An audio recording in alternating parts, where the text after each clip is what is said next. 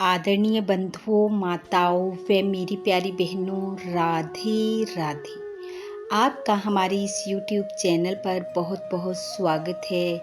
बंधुओं, आज हम इस वीडियो में देवी भागवत में वर्णित माँ जगदम्बा की कथा सुनेंगे, जिसमें बताया गया है कि किस प्रकार देवी ने अपनी माया से मोहित कर मधु और कैटभ नामक दैत्यों का वध किया।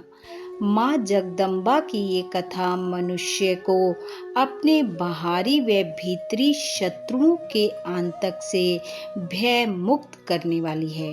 कथा सुनने के बाद यदि आप हमारे चैनल पर नए हैं तो कृपया हमारे चैनल को सब्सक्राइब करें, बेल आइकन को प्रेस करें ताकि हमारी वीडियो की नोटिफिकेशन सबसे पहले आप तक पहुंचे।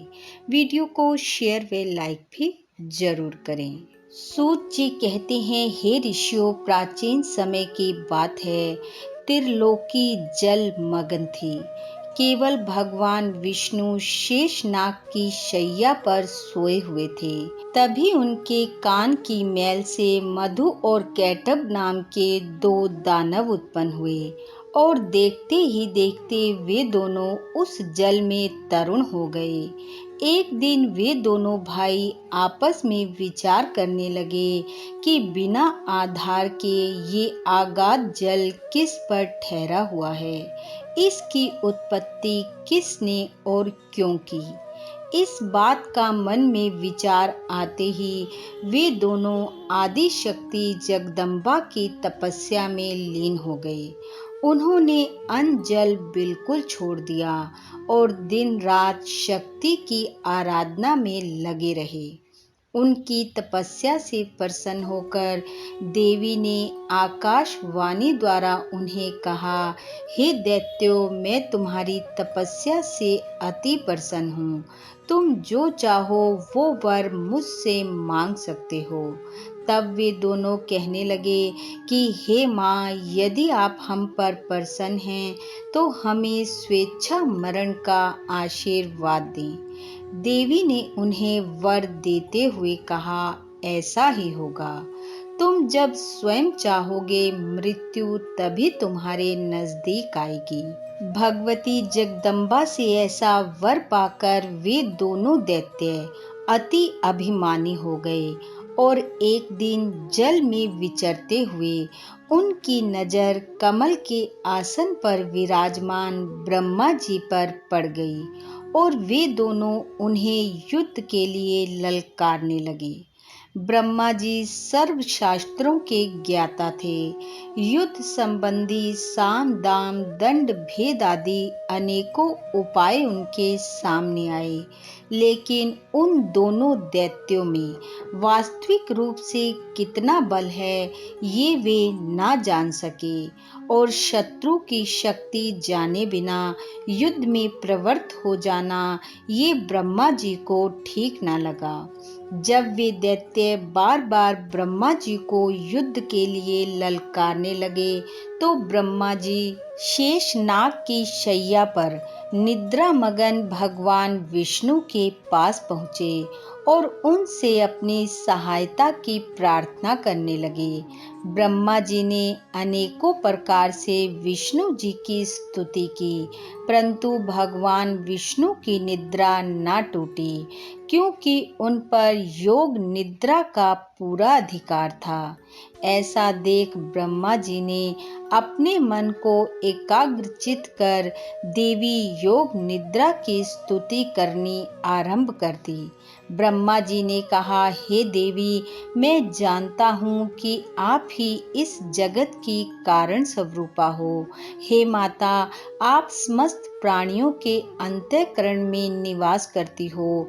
हे देवी, आज भगवान विष्णु गहरी निद्रा में मगन है, अतः ऐसे समय में इन दोनों दानवों का संहार कर आप मेरी रक्षा करें। सभी के मनोरथ सिद्ध करना आपका स्वभाव है। जब ब्रह्मा जी ने इस प्रकार भगवती की स्तुति की तो देवी योग निद्रा श्री हरि के विग्रह से निकलकर बगल में खड़ी हो गई और जैसे ही देवी योग निद्रा का प्रभाव भगवान विष्णु पर से समाप्त हुआ, उन्होंने अपने नेत्र खोल दिए। नेत्र खोलते ही उन्होंने देखा कि ब्रह्मा जी भयभीत मुद्रा में उनके समक्ष खड़े हैं। विष्णु जी ने कहा, ब्रह्मा जी, आप जप तप छोड़कर यहाँ क्या कर रहे हो?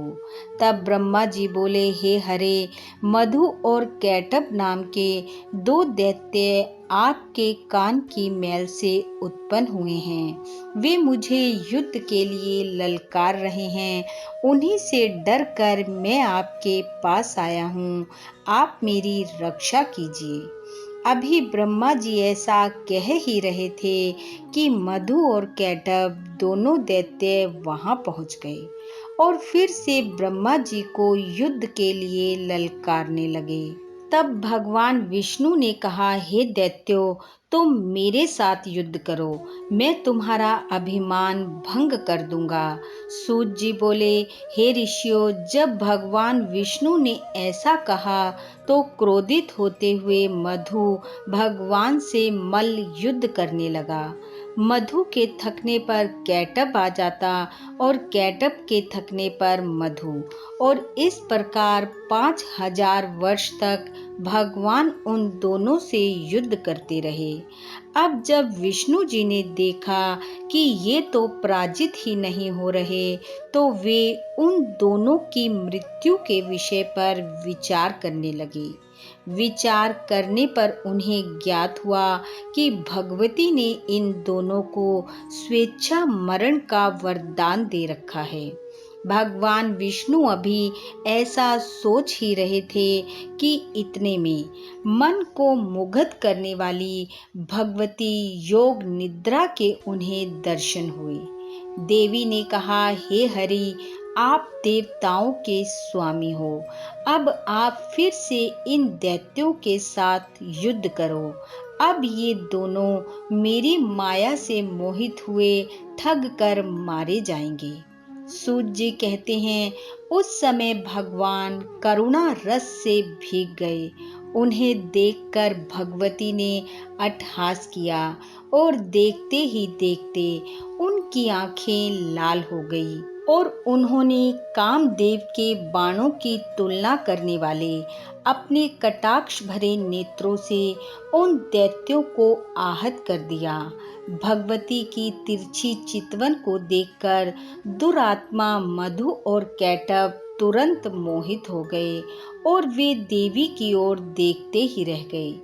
तभी देवी के अभिप्राय को समझते हुए भगवान विष्णु ने मधु और कैटभ से कहा, हे वीरों, मैं तुम्हारी शक्ति से अत्यंत प्रसन्न हूँ। तुम जो चाहो वो वर मुझसे मांग सकते हो। सूत जी बोले, उस समय मधु और कैटभ काम से आतुर थे और साथ ही उन्हें अपने बल का अभिमान तो था ही। श्री हरि के मुख से ये वचन सुनते ही वे अभिमान से कहने लगे, तुम हमें क्या दे सकते हो? हम मांगने नहीं आए हैं, हम याचक नहीं हैं, हम तो उदार दाता हैं। हे विष्णु, तुम्हें जिस वर की अभिलाषा हो हमसे मांगो। मधु और कैटभ की बात सुनकर भगवान विष्णु ने कहा, यदि तुम लोग मुझ पर प्रसन्न हो और वर देना चाहते हो तो बस तुम दोनों मेरे हाथ से मृत्यु स्वीकार कर लो। सूत जी कहते हैं, श्री हरि की बात सुनकर वे दोनों महान आश्चर्य में पड़ गए और वे हम ठगे गए ऐसा मानकर खड़े के खड़े रह गए। और तब भगवान ने भगवती की कृपा से उनके मस्तकों को चक्र से काट डाला। तदंतर मधु और कैटब के प्राण पखेरु उड़ गए। सूत जी बोले, हे ऋषियों, माँ जगदम्बा ने अपनी माया से मोहित कर मधु और कैटब का वध करा ब्रह्मा जी को भय मुक्त किया। इस प्रकार जो भी मनुष्य श्रद्धा युक्त चित्त से मधु कैटब वध के इस उपाख्यान का श्रवण करता है, वह कभी भी अपने बाहरी व भीतरी शत्रु से भयभीत नहीं होता। माँ जगदम्बा सदैव उसकी रक्षा करती हैं। बोलो माँ भगवती की जय। बंधुओं, माँ भगवती की कृपा आप व आपके परिवार पर सदैव बनी रहे। आपका घर आंगन खुशियों से महकता रहे। इन्हीं शुभकामनाओं के साथ आप सबका बहुत बहुत धन्यवाद। राधे राधे।